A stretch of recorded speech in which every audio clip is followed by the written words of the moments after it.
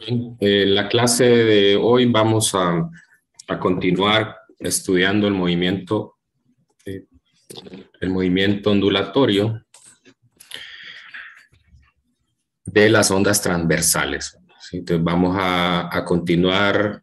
Ayer cerramos la clase viendo la ecuación de desplazamiento para las partículas que están en una cuerda mientras pasa una onda transversal. Ya sea de izquierda a derecha o de derecha a izquierda. Y la idea de la clase de hoy es confirmar qué tipo de movimiento es el que realizan las partículas, ¿verdad? Ya vimos de cierta manera que ese movimiento tenía características periódicas, y hoy vamos a confirmar que ese movimiento es un movimiento armónico simple. Y pues por lo tanto vamos a encontrar todas las ecuaciones similares a las que vimos en el capítulo anterior. Bueno, entonces vamos a compartir pantalla.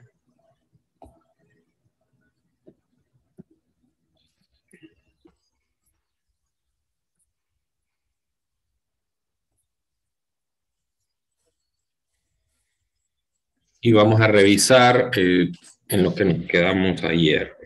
Llegamos a esta ecuación, que esta ecuación se conoce como la función de una onda sinusoidal, y me describe cuál es el desplazamiento que tienen las partículas en la cuerda, un desplazamiento transversal, en términos de la posición y el tiempo. Entonces, dependiendo de cuál sea el tiempo, cada partícula va a tener un desplazamiento pues diferente, ¿no? Entonces, yo puedo hacer una representación gráfica en términos de dos, o sea, es decir, si yo mantengo constante una variable y la otra la...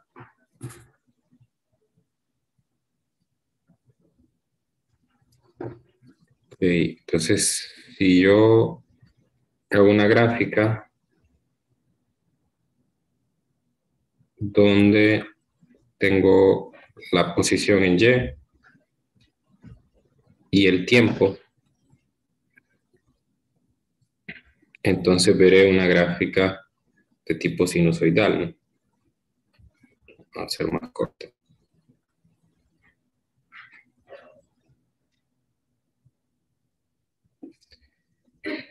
Y en esta gráfica,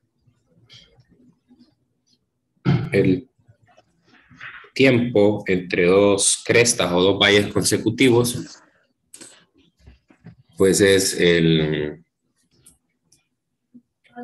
periodo, ¿no? Y de forma similar, solo voy a copiar esta gráfica mejor. De forma similar, si yo mantengo constante en la función, mantengo constante el tiempo, y por el contrario lo que modifico es la posición, es decir, aquí gráfico X, entonces esto será representado por lambda. Eso será lambda.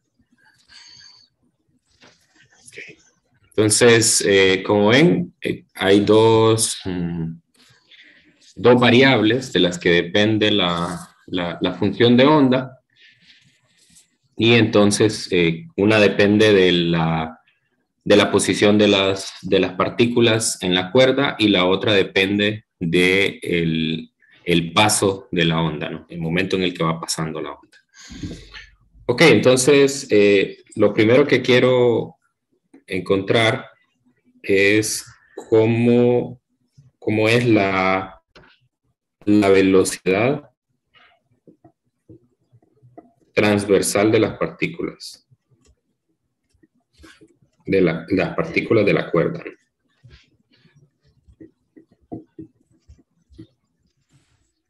Entonces, bueno, nosotros sabemos que la velocidad está asociada con una derivada. La velocidad, en este caso, para diferenciarla de la velocidad de la onda, pues le pongo un subíndice y. Y es la derivada parcial de la función con respecto al tiempo, manteniendo constante la posición en X. Manteniendo constante la posición en X. Ok, entonces vamos a hacer el proceso de derivación.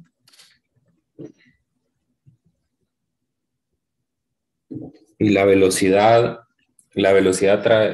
transversal, pues me va a dar igual que omega por A por el seno de kx menos omega t. Estoy tomando de referencia una onda que viaja hacia la derecha, pero pues es exactamente igual si viajara hacia la izquierda. Entonces ahí tengo la velocidad. Entonces, por lo tanto, si yo tengo una onda en un determinado punto, pues una partícula tiene un vector de velocidad, que sería este, ¿no? Entonces, como vemos en la ecuación, la velocidad no es constante, es función de la posición y es función del tiempo. Por lo tanto, es natural preguntarse si hay una velocidad mínima y si hay una velocidad máxima. Entonces, pues la clave está en que si el seno de kx menos omega t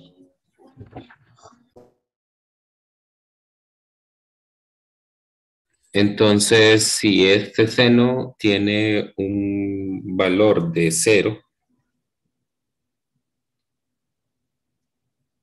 entonces pues vamos a tener la velocidad transversal mínima, que es 0. Y eso ocurre, ese valor mínimo ocurre cuando la partícula se detiene momentáneamente, ¿no? Entonces eso ocurre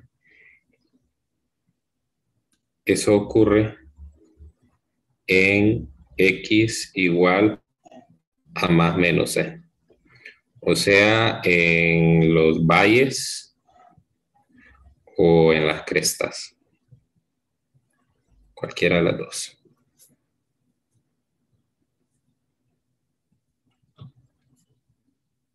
Okay. Y puedo encontrar la velocidad transversal máxima también. Si el seno de kx menos omega t, pues vale más menos 1. Entonces voy a tener el máximo.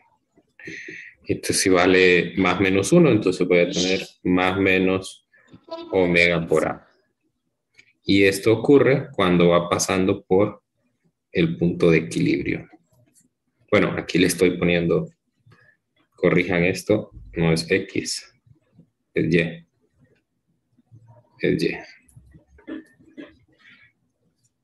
Ok, entonces eso me confirma también las características del movimiento armónico simple, ¿no? Nos confirma las dos características y bueno, hay que tener cuidado, no lo confundan con esa velocidad, no la confundan con la velocidad de la onda, que es en la cual no incluimos el subíndice Y. La velocidad de la onda es constante y la velocidad de la transversal de las partículas no es constante, tiene valores máximos, mínimos, exactamente igual que en movimiento armónico simple. Ok, entonces ahora hagamos el cálculo de la aceleración.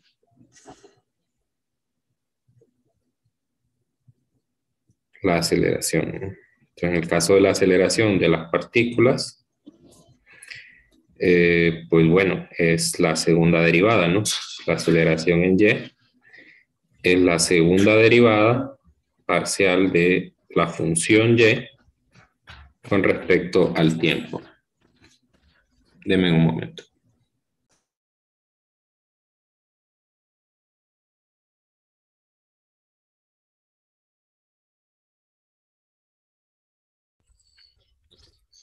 Entonces, también manteniendo constante x, ¿no?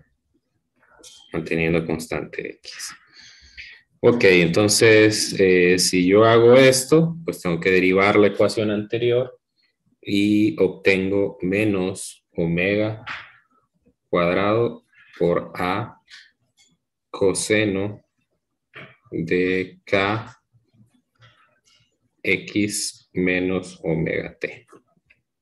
Y aquí está la clave, ¿no? Aquí noto que esto, pues, es y de xt, la función del desplazamiento. Entonces, por lo tanto, AY tiene la siguiente definición.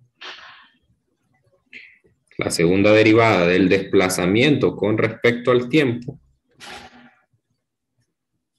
es igual al negativo de omega cuadrado por el desplazamiento. Entonces, esa es la definición de el movimiento armónico simple. Entonces, esa ecuación me confirma el movimiento armónico simple que siguen las partículas por el paso de una onda transversal. Bueno, entonces, lo mismo que en el caso anterior, voy a observar la forma. Pues, si el coseno de kx menos omega t es igual a 0,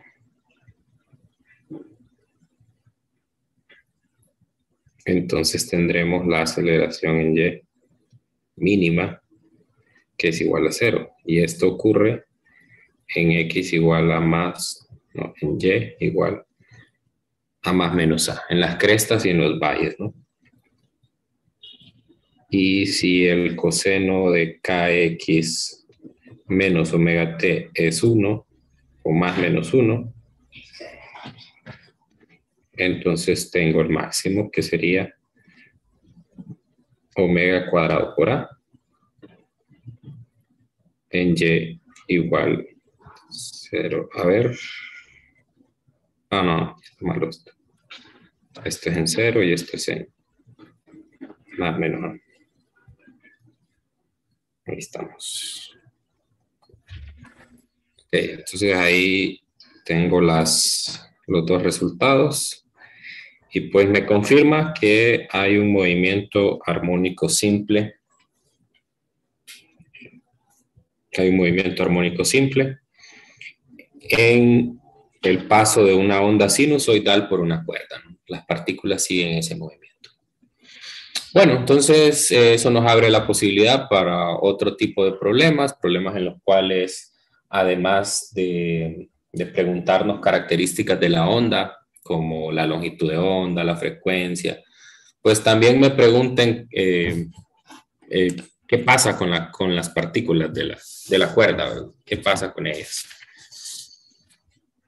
Entonces, vamos a revisar un problema para poner en práctica esto.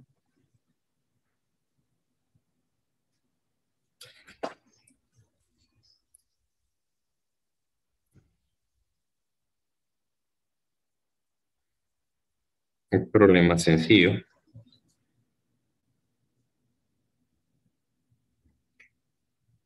Y bueno, en este problema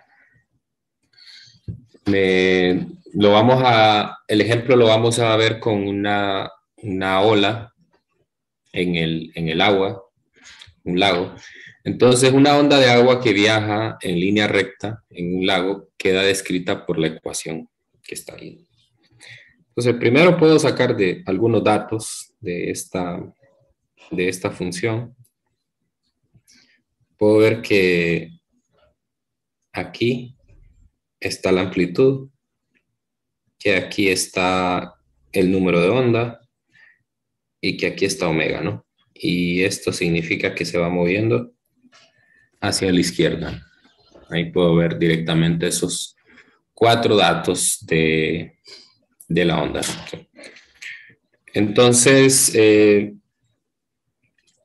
¿cuánto tiempo tarda un patrón de onda completo en pasar por un pescador en un bote anclado y qué distancia horizontal viaja la cresta de la onda en ese tiempo? Muy bien, entonces, supongamos aquí en el inciso A que tenemos un bote aquí y esta pues es la superficie del agua y viene un pulso de esta manera. Un pulso sinusoidal que viaja hacia la derecha con esta velocidad.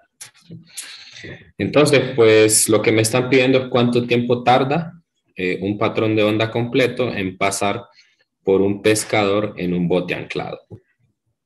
En otras palabras, lo que me están pidiendo es cuando pase el patrón de onda completo, se va a completar un ciclo en su oscilación en movimiento armónico simple, ¿no? Porque el bote está anclado, está en reposo, y cuando pase la onda va a ser un movimiento hacia arriba, llegando a la amplitud, luego bajando otra vez hacia el punto de equilibrio, bajando hasta el negativo de la amplitud y otra vez hacia el punto de equilibrio. Entonces, ese tiempo es el tiempo de un periodo, ¿no? Un periodo. Entonces, por lo tanto, lo que me está pidiendo el inciso A es el periodo, ¿no? Y nosotros sabemos que el periodo es igual a 2pi sobre omega. Y omega ya lo tengo, lo puedo leer directamente de la ecuación, 5.4 radianes por segundo. Muchas veces se escriben en esas unidades, así, 5.4 segundos a la -1, pero sobreentienda que son radianes por segundo. Entonces, 5.4 radianes por segundo. Aquí muchos se confunden, ¿verdad? Solo porque ven que las unidades de omega son radianes, piensan que la calculadora les daría un resultado erróneo si la calculadora estuviera escrita, estuviera en la función de grados, ¿no? Porque dicen, bueno, si estoy trabajando con radianes y no tengo en radianes la calculadora, me va a salir malo, pero eso no es así, ¿verdad? Eso no es así, esto es un cálculo numérico como cualquiera. Usted solo tiene que tener ese cuidado de que la calculadora esté en radianes cuando los cálculos implícitos son con funciones trigonométricas. Ahí sí afecta, ¿eh? Porque está trabajando con un ángulo y sí importa las unidades en las que está escribiendo el ángulo. Okay. ¿Cuánto da eso? Elvin, ya lo tiene, ¿no?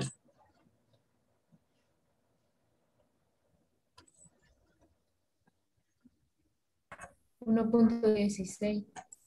1.16, gracias. 1.16 segundos. Entonces, interpretamos la respuesta como el tiempo en el que pasa todo el patrón de onda por la cuerda, por el bote, ¿no? Por el bote. Digamos, el patrón quizás tenía que haberlo dibujado al revés, ¿verdad? Primero empezando por una amplitud y luego volviendo, pero bueno, solo es con fines ilustrativos, ¿no? No quiere decir que estoy graficando directamente. Ok, después me dice que qué distancia horizontal viaja la cresta de la onda en ese tiempo, ¿no? Entonces, para que una cresta haga un ciclo completo, el tiempo que debe transcurrir es el tiempo igual a un periodo. Entonces, la distancia que se recorre, ya que la velocidad, eso es importante que lo recordemos. Entonces, si lo vamos a escribir, como V es constante y además es igual a delta X entre delta T, donde delta X para el cálculo que me interesa es lambda y el tiempo es T, entonces lo que estoy diciendo con esto es que la onda completa distancias iguales en tiempos iguales.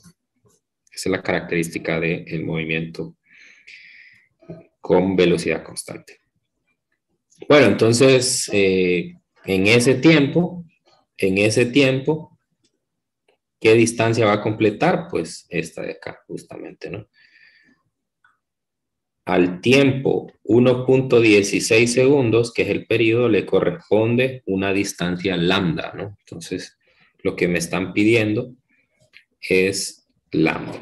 Pero lambda sabemos que es 2pi sobre el número de onda. Y el número de onda lo puedo leer directamente de la función, que es 0.450 radianes por centímetro. Cuidado ahí con las unidades.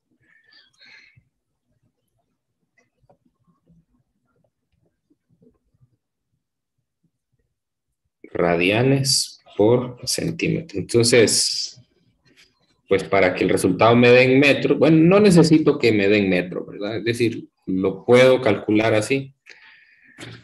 Quizás sea mejor dejarlo así, ¿no? Para no cometer un error.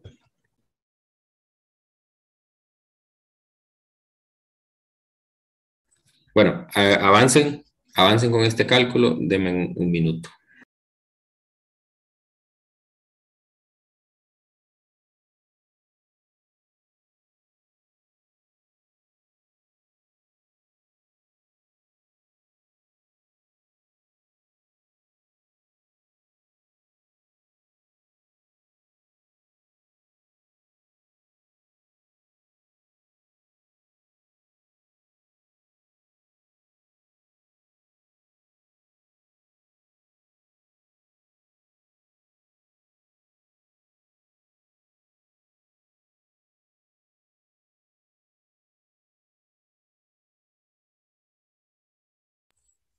¿Cuánto dio?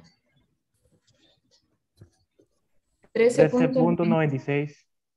13.96.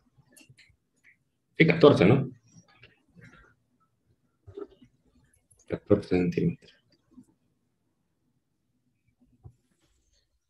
Ok, entonces, eso es importante, ¿verdad? Es importante, tal vez uno a veces se va de una sola vez con los cálculos, ¿verdad? Pero es importante pasar por ese primer razonamiento, que el tiempo que le corresponde a una longitud es el periodo, ¿no? Y eso es porque la velocidad de la onda es constante. Muy bien. Inciso B. ¿Cuál es el número de onda? Vea, esta pregunta me gusta porque lo hace diferenciar entre una cosa y la otra, ¿no? A veces podría confundirse el número de onda con el número de ondas por segundo. Número de ondas por segundo, ¿no? No son lo mismo. El número de onda son los radianes por metro y el número de ondas por segundo son los ciclos por segundo o los hertz, ¿no? Entonces me está pidiendo además el número de onda, aunque ya lo tengo. Si eso ve, el número de onda K es igual a 0.45 radianes por centímetro. Y la frecuencia la puedo calcular a partir de cualquiera de las cantidades. Entonces, tengo varias opciones. Quizás la más sencilla es hacerla como el recíproco del periodo. Es 1 sobre el periodo que me dio 1.16. Entonces, eso me daría 0.86. ¿Me confirman? Sí. 0.86 Hz, ¿no? Muy bien. Ok, entonces,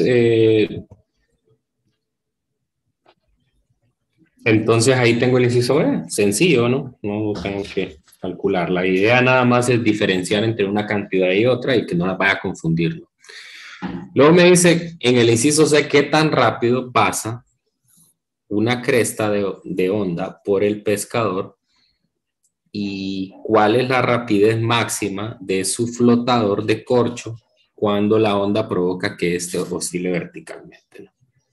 Entonces digamos que aquí hay otro objeto y este objeto pues va a moverse hacia arriba o hacia abajo, ¿no? Entonces cuando pase la onda a través de él va a tener un movimiento armónico simple y me están pidiendo para ese movimiento armónico simple cuál va a ser la rapidez máxima. Y además me está pidiendo qué tan rápido pasa una cresta de onda por el pescador, ¿no?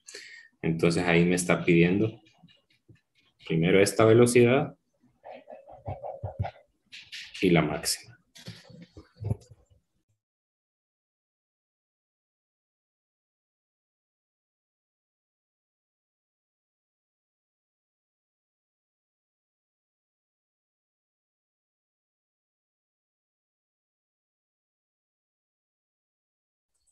Muy bien, entonces me están pidiendo las dos velocidades para que sepamos distinguir entre cada una, ¿no? Las velocidades o la rapidez de la onda la puedo calcular como lambda por F o la puedo calcular como omega sobre K. Cualquiera de las dos va a dar el mismo resultado.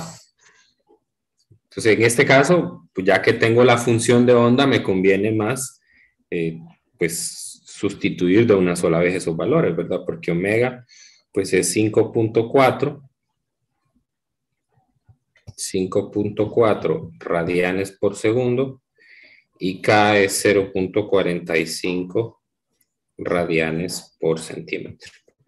Y así obtengo la rapidez de la onda en centímetros por segundo. ¿Cuánto da eso?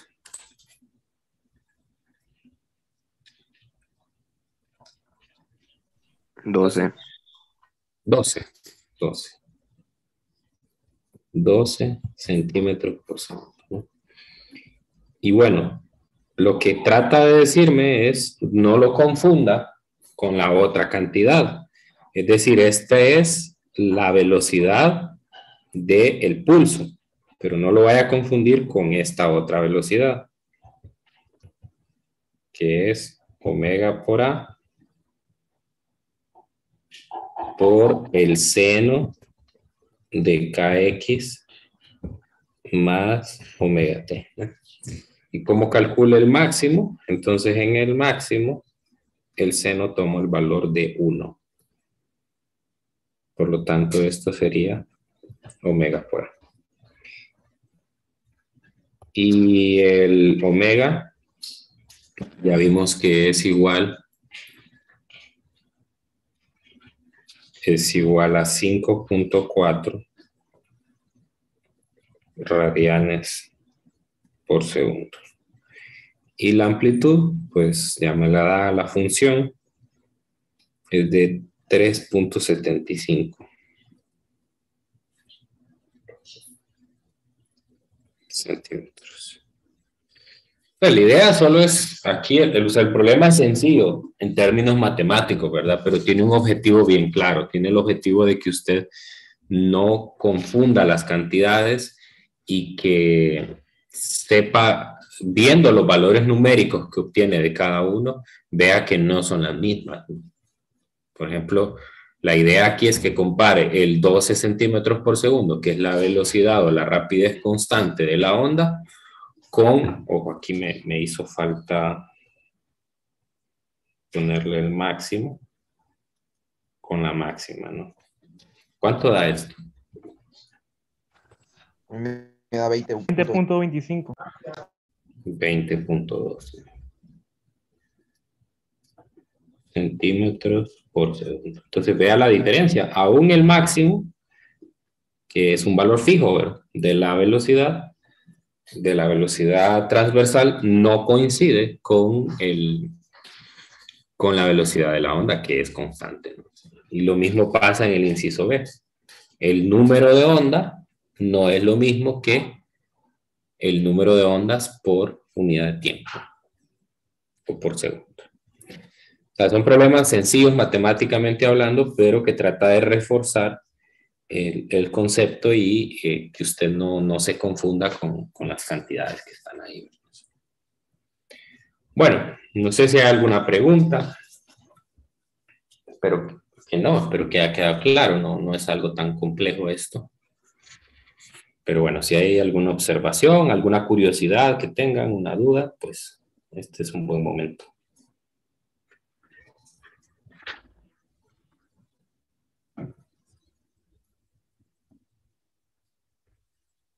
Ok, entonces vamos a deducir una ecuación que se llama la ecuación de onda. No confundirla con la función de onda. La ecuación de onda es una ecuación diferencial en derivadas parciales, que si usted la resuelve, la solución es la función de onda. Entonces, eso es lo que vamos a hacer. Ya anteriormente hicimos las derivadas de y con respecto al tiempo. Ahora hagamos las derivadas de y con respecto a x, porque recuerde que y depende de dos variables, de x y de t.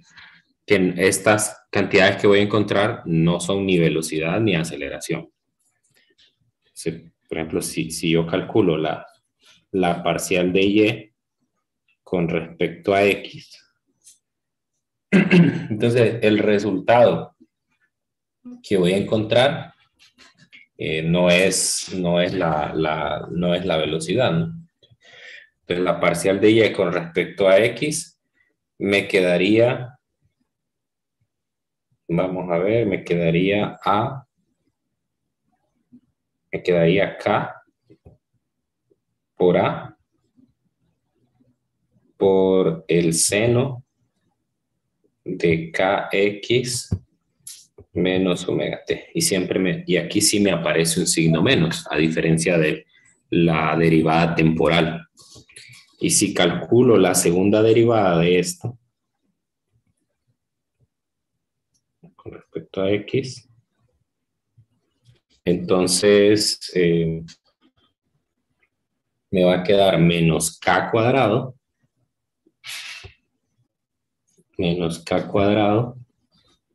por a por el coseno de kx menos omega t. Lo que es lo mismo, menos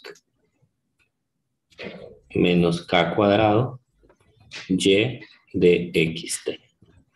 Entonces comparemos esos resultados con los que obtuvimos por las derivadas temporales. Con las derivadas temporales, el primero me dio omega por a por el seno de kx menos t. Y la segunda derivada me quedó menos omega cuadrado por a por el coseno de kx menos omega t. Muy bien, entonces ahora vamos a hacer una cosa. Voy a copiar también aquí las otras derivadas. Bueno, no todas, por lo menos la segunda derivada, que es la que me importa.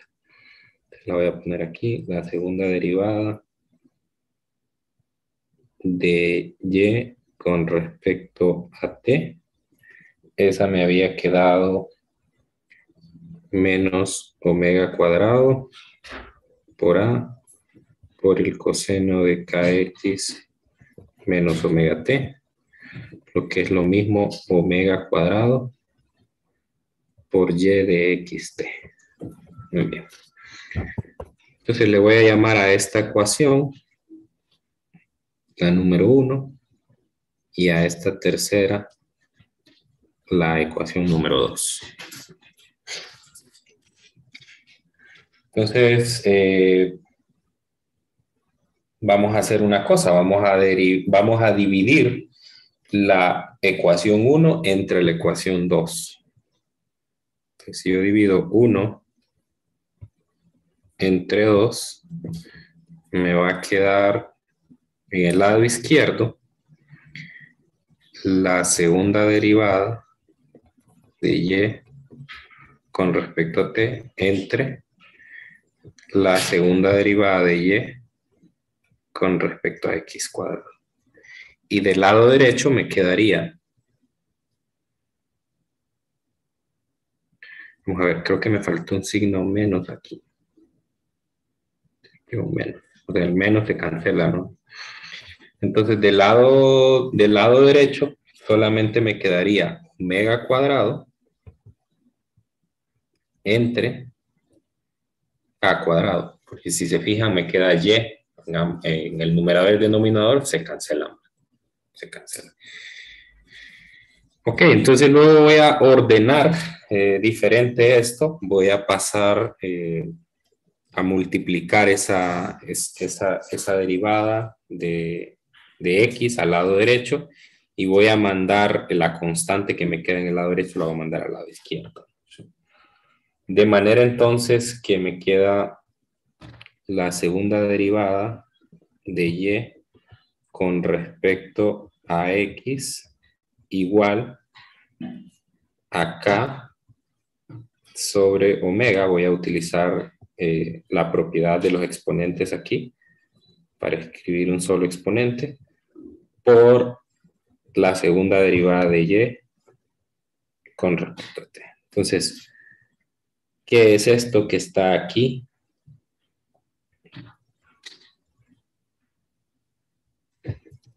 Dentro del cuadrado. ¿A qué es igual eso? K sobre omega.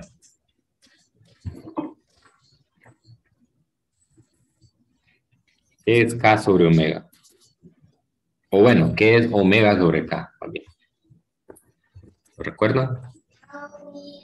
La velocidad. La velocidad. La velocidad. Entonces, quiere decir que K sobre omega, entonces va a ser igual a 1 sobre la velocidad. Por lo tanto, la ecuación final me va a quedar de la siguiente manera.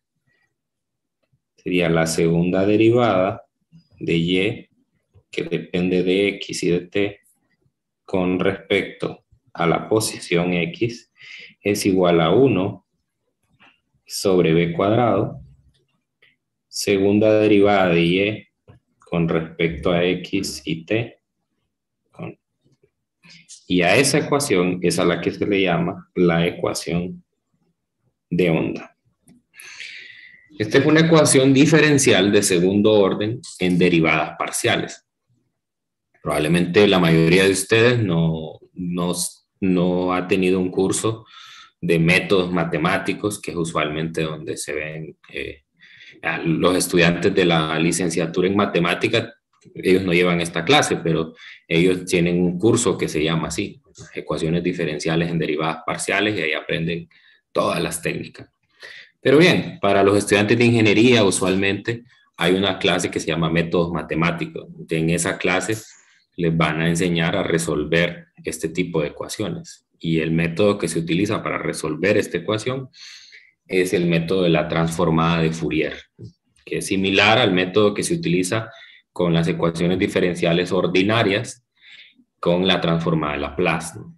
Entonces aplica transformada de Laplace y entonces a partir de eso usted ya ha definido previamente cuál es la transformada de una derivada. Entonces con eso puede encontrar la solución. ¿Y qué es lo interesante de esto? Pues que la solución de esta ecuación diferencial es la que nosotros encontramos. La solución es y de xt igual a por el coseno de kx menos omega t. ¿Sí? Entonces, digamos que en un curso formal de matemáticas lo que habría que hacer es esto, ¿no? Resolverla y llegar a probar que esa es la solución. Muy bien, entonces esa ecuación tiene la característica que nos da a nosotros nos da a nosotros una comparación. Si se fija en la ecuación, aparece la velocidad ahí, la velocidad, ¿no? Una ecuación similar a esta sigue en el otro tipo de ondas que nosotros vimos, que describimos anteriormente, que son las ondas electromagnéticas.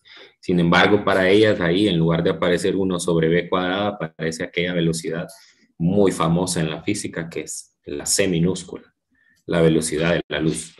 Entonces, eso las caracteriza y por eso son tan importantes, y ese fue como digamos que el gran triunfo de la teoría electromagnética, ¿no? La teoría electromagnética llegó a plantear todas las ecuaciones de la electricidad y el magnetismo, las juntaron en una sola, y cuando resolvieron esas ecuaciones diferenciales llegaron a esta ecuación. Obviamente particularmente desarrollada para el electromagnetismo. Entonces eso lo que confirmó es que la luz tenía una característica ondulatoria. Bueno, esta ecuación la vamos a estudiar en detalle el día de mañana. Mañana vamos a hacer la deducción de una nueva ecuación para la rapidez de la onda, ¿no? Si se fijan, aquí hay derivadas, ¿no? Ahí hay derivadas, son derivadas parciales, pero bueno, uno ya sabe que las derivadas parciales las derivadas en general están asociadas con la pendiente de una recta tangente a un punto de una curva, ¿no? Entonces, por ejemplo, solo les voy a dejar aquí la curiosidad, ¿verdad? Para que vean lo que vamos a estudiar mañana. Imagínense que está estudiando usted un pulso y usted le hace un acercamiento a una de estas. Por ejemplo, podría ser este segmento de aquí, digamos. Le hace un acercamiento. Entonces, si le hace un acercamiento a ese segmento de la cuerda que está ahí, más o menos lo que tiene es algo así, ¿no? Esta es la cuerda. Tiene una determinada curvatura ahí. Una determinada curvatura. Y hay una tensión asociada a esa cuerda, ¿no? Recuerde que la tensión en la cuerda pues va en la misma dirección del eje de la cuerda, ¿no? Entonces en este caso habría una tensión o una fuerza que vendría en esta dirección y habría otra que viene más o menos en esta dirección, ¿no? Entonces, esa es la tensión de la cuerda. La tensión de la cuerda tendría dos componentes aquí. Una componente, a esta tensión le vamos a llamar F. Entonces tendría una componente en X y una componente en Y. Lo mismo pasa aquí, ¿no? Una componente en X y una componente Y. Digámosle este F1, F1X, F1Y. Y esta sería F2Y, F1X, ¿no? Entonces, si notan, ahí hay un determinado ángulo. Aquí hay un ángulo. Que el ángulo de esas fuerzas va a depender de la curvatura en particular que tenga la cuerda, ¿no? No depende si está pues en una cresta, si está en un valle o si está en un punto ahí intermedio, van a estar esos ángulos, ¿no? Entonces, ese ángulo, si se fija, está asociado con la definición de una pendiente. Que una pendiente se define por el cambio en X entre el cambio en Y entre el cambio en X, ¿no? Entonces, puedo asociar esas fuerzas con el grado de inclinación que tiene la cuerda. El grado de inclinación que tiene la cuerda. Y el grado de inclinación que tiene la cuerda está asociado con la pendiente. Y la pendiente está asociada con las derivadas, ¿no? ¿Sí?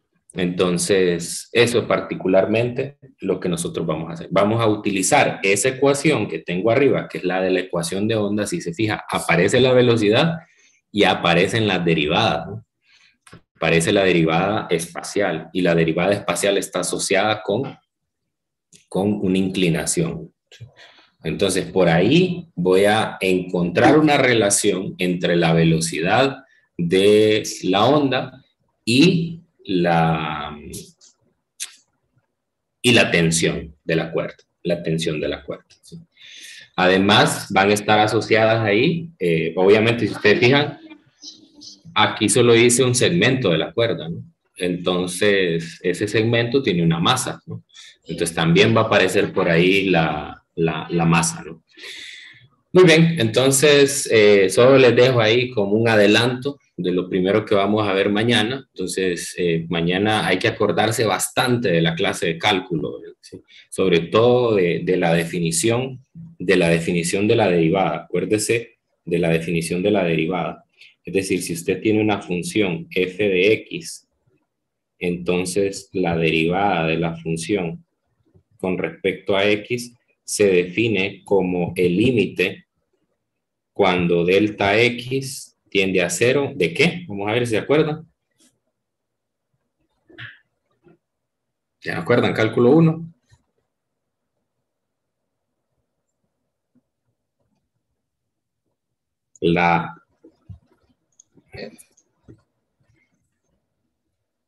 Así era, ¿no? Menos. Si mal no recuerdo, sí, ¿verdad? Menos. Entre delta x. Así era, ¿no? Esa es la definición de la derivada, ¿no? Bueno, entonces, ¿qué es eso? ¿No? Es una variación local de una función, ¿sí? ¿Y qué es lo que me da? ¿Qué es lo que me da ese límite? Pues es un límite cuando yo tengo una función, vamos a ver, una curva aquí, una curva, ¿no? Y yo defino un punto, bueno, no un punto, sino que un segmento, ¿no?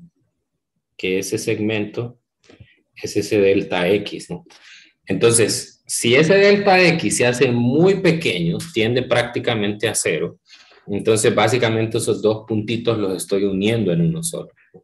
Y lo que me está dando es cuál es la recta tangente que tengo ahí. Porque si se fija, lo que tengo arriba es, acuérdese de la definición de la pendiente, ¿no? La pendiente es delta Y de delta X. Entonces, en la parte de arriba lo que tengo es cuánto me varía ese Y entre esos dos puntitos entre el intervalo de X, ¿no? Entonces, está íntimamente relacionada la derivada con la pendiente. Y aquí también, ¿verdad? En nuestro problema de la curvatura de la cuerda, ¿no? Y con eso vamos a encontrar una nueva ecuación de la velocidad. Entonces, solo les dejo esas cosas ahí para que hagamos un recordatorio de los conceptos de cálculo, y eso es lo primero que vamos a hacer en la clase de mañana. Mañana vamos a hacer esa deducción y además vamos a resolver un problema ya un poquito más desafiante que el que hicimos hoy. Bien, entonces aquí lo dejamos hoy. No sé si tienen alguna consulta, alguna duda antes de cerrar la clase. Lick, ahorita no hay tarea, ¿verdad? Pendiente. Trabajo. Claro que sí. Ya está subida la tarea 2. Ah, ok. Y se entrega el día del examen. El día del examen a las 11 de la mañana. El examen del primer parcial es el martes 22 de febrero. O sea, tienen casi 2 semanas para resolver esa tarea. Y si ya está subida ahí, solo tienen que entrar a la lección número 2, que es la de movimiento ondulatorio. Y la guía ya está ahí. Ok, bueno. Entonces, nos vemos mañana. Cuídense mucho. Gracias, Bueno, Gracias,